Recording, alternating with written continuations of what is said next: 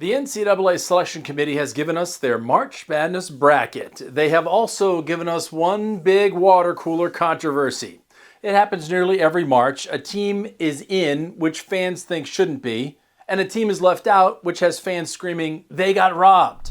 If the criteria for the NCAA tournament in terms of getting an at-large bid is to beat other NCAA tournament teams if you're on the bubble, how in the world could North Carolina get an at-large bid over Indiana and over West Virginia? This year, John Rothstein of CBS Sports is not alone, with a majority of media pundits and fans outside of North Carolina believing the Mountaineers were treated unfairly.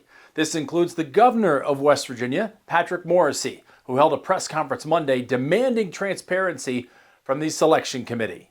West Virginia deserved to be in the NCAA tournament. This was a miscarriage of justice and robbery at the highest levels. The governor pointed out the fact that the NCAA selection committee chairperson, Bubba Cunningham, is the athletic director at the University of North Carolina. Choosing the field is a subjective process using objective facts, and it comes down to how each team's resume is viewed by the committee. Neither Indiana or West Virginia had as many overall wins as North Carolina, but they did have more wins over Quad 1 teams, beating teams ranked in the top 75, and where those wins happen are a major factor. Carolina 1-12 in that category, Indiana 4-13, West Virginia 6-10.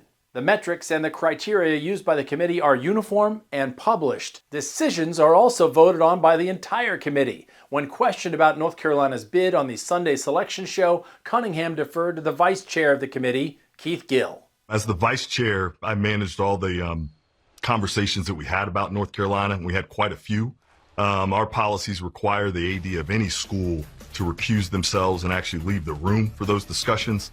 And they're not allowed to participate in any vote as well. So we follow those. But Governor Morrisey says that's not good enough, and he's directed his Attorney General, J.B. McCuskey, to investigate the NCAA in order to ensure transparency in the process. At the end of the day, it's a billion-dollar business that involves NIL. It involves the lifetime's worth of work for a ton of student athletes who are this would have been the pinnacle of their career. Governor Morrisey said it's premature to talk about litigation, saying the state needs answers by working collaboratively with the NCAA.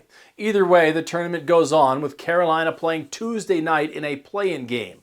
The Mountaineers will be watching like the rest of us. For Straight Arrow News, I'm Chris Francis.